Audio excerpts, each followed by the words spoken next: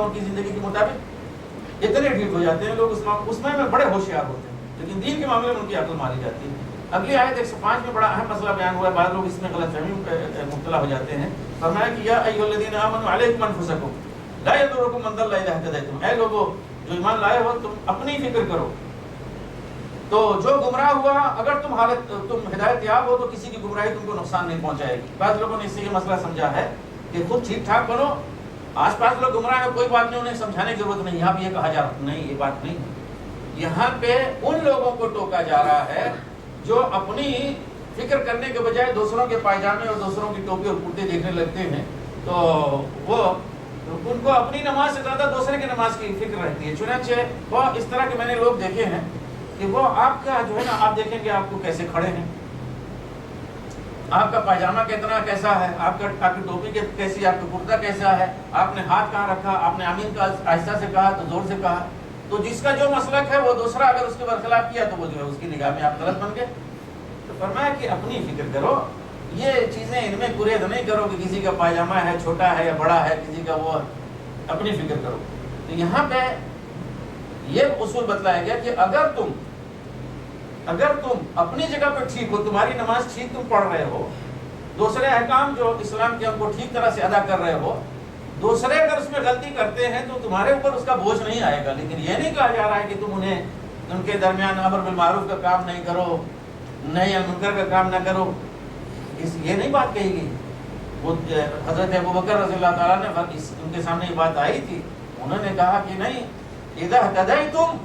یہ خود اس کے اندر یہ بات شامل ہے، اگر تم راہ راست پہ ہو، ہدایت یاب ہو، تو کسی کی گمراہی تم کو نقصان نہیں پہنچائے گی۔ تو راہ راست پہ ہونے کا مطلب یہ ہے کہ تم راہ راست پہ اسی وقت ہو سکتے ہو جب تم امر بالمعروف کا بھی کام کر رہے ہو اور نہی عن المنکر کا بھی کام کر رہے ہو۔ وہ مسلمان راہ راست پہ ہے ہی نہیں جو امر بالمعروف نہیں کرتا، نہی عن المنکر نہیں کرتا، تو ہدایت سے کیسے آپ اس کو خارج کر دیں گے؟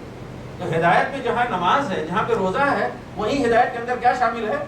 امر بالمعروف اور نہی عن المنکر شامل ہے۔ اسلام کے بڑے بڑے جو احکام ہیں ان میں سے ایک حکم یہ ہے امر بالمعروف ہے، تو کیسے اس کو اس سے خارج کر دیا جائے گا؟ آگے وصیت سے متعلق کچھ مسئلہ ہے، اس کی پہلے آپ پڑھ چکے ہیں، اور یہاں پہ صرف شہادت گواہی کی بات ہے جو یعنی فی الحال اس کی ضرورت نہیں، آپ حضرات اس کی تفصیل بذات خود جو ہے تفصیل کتاب میں پڑھ لیں۔ يوم يجمع الله الرسل فيقول ماذا أجبتم قالوا لا علم لنا إنك أنت علام الغيوب إذ قال الله يا عيسى ابن مريم اذكر نعمتي عليك وعلى والدتك إذ أيدتك بروح القدس تكلم الناس بالمهد وكهلا وإذ علمتك الكتاب والحكمة والتوراة والإنجيل وإذ تخلق من الطين كهيئة الطير بإذني فتنفخ فيها فتكون طيرا بإذني وتبرئ الأكمه والأبرص بإذني وإذ تخرج الموتى بإذني وإذ كففت بني إسرائيل عنك إذ جئتهم بالبينات فقال الذين كفروا منهم إن هذا إلا سحر مبين وإذ أوحيت إلى الحواريين أن آمنوا بي وبرسولي قالوا آمنا واشهد بأننا مسلمون إذ قال الحواريون يا عيسى ابن مريم هل يستطيع ربك أن ينزل علينا مائدة من السماء قال اتقوا الله إن كنتم مؤمنين قالوا نريد أن نأكل منها وتطمئن قلوبنا ونعلم أن قد صدقتنا ونكون عليها من الشاهدين قال عيسى ابن مريم اللهم ربنا أنزل علينا مائدة من السماء تكون لنا عيدا لأولنا وآخرنا وآية منك وارزقنا وأنت خير الرازقين قال الله إني منزلها عليكم فمن يكفر بعد منكم فإني أعذبه عذابا لا أعذبه أحدا من العالمين وإذ قال الله يا عيسى ابن مريم أأنت قلت للناس اتخذوني وأمي إلهين من دون الله قالوا سبحانك ما يكون لي أن أقول ما ليس لي بحق إن كنت قلته فقد علمته تعلم ما في نفسي ولا أعلم ما في نفسك إنك أنت علام الغيوب ما قلت لهم إلا ما أمرتني الله ربي وربكم وكنت عليهم شهيدا ما دمت فيهم فلما توفيتني كنت أنت الرقيب عليهم وأنت على كل شيء شهيد إن تعذبهم فإنهم عبادك وإن تغفر لهم فإنك أنت العزيز الحكيم قال الله هذا يوم ينفع الصادقين صدقهم لهم جنات تجري من تحتها الأنهار خالدين فيها أبدا رضي الله عنهم ورضوا عنه ذلك الفوز العظيم لله ملك السماوات والأرض وما فيهن وهو على كل شيء قدير.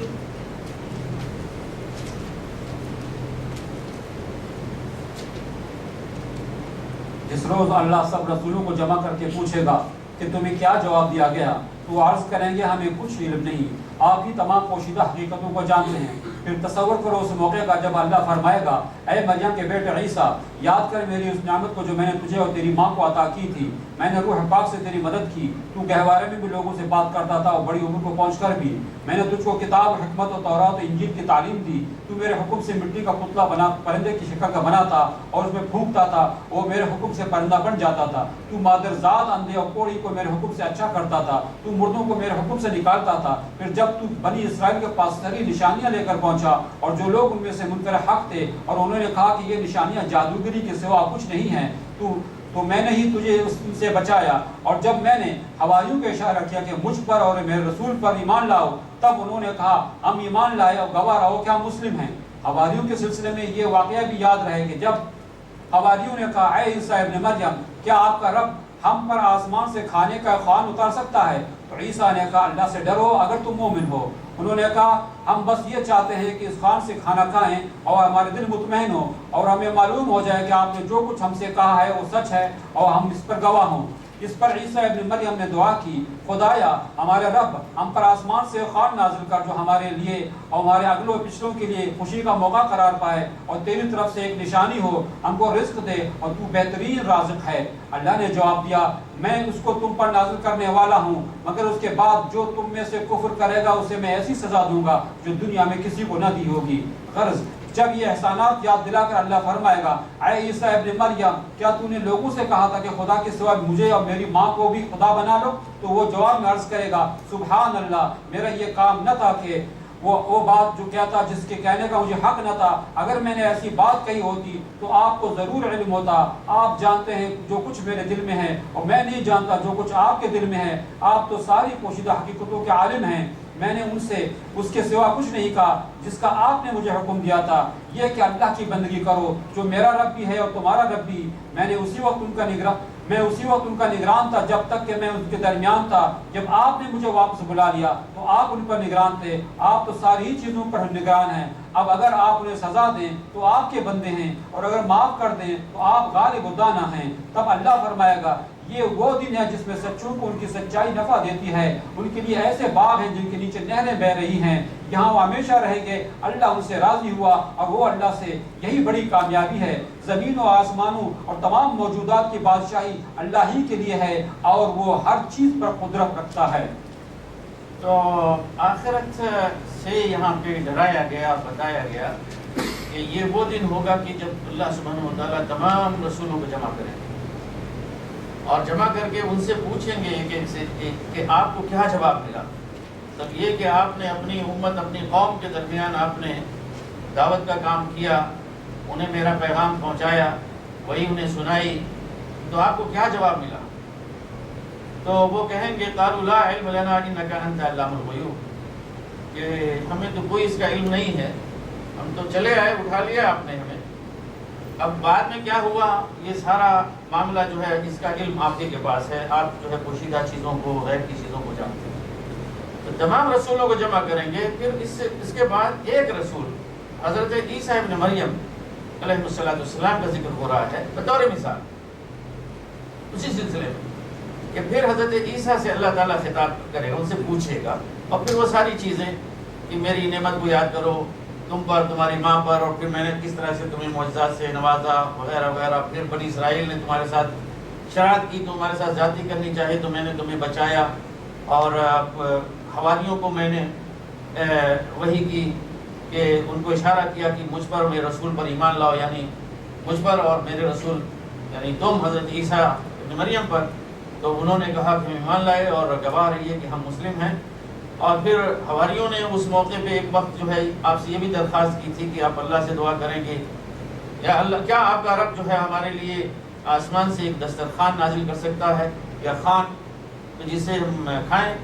تو انہوں نے یہ سوال سن کے بہت بڑا سوال تھا، حقیقت میں ایک معجزے کی طلب تھی. تو حضرت عیسیٰ نے کہا کہ اللہ سے ڈرو اگر تم مومن ہو. تو انہوں نے کہا کہ ہم چاہتے ہیں کہ ہم اس سے کھائیں بھی اور ہمارے دلوں پہ اطمینان ہو،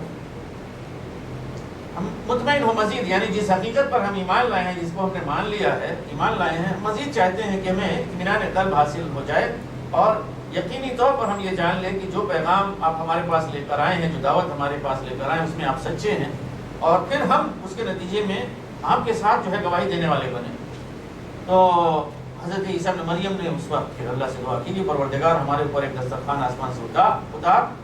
تو یہ ہمارے لیے ایک جشن کا دن بن جائے. اس دن کو ہم جشن کا دن بنا لیں، سال ہر سال جو ہے اس پہ جشن منایا کریں یا عید منائیں اور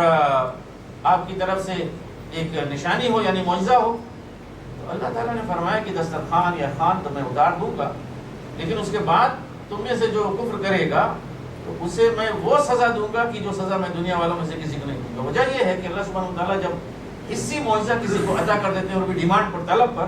اور اس کے بعد اگر کوئی کفر کرے تو پھر یہ ہے کہ اس کی خیر. تو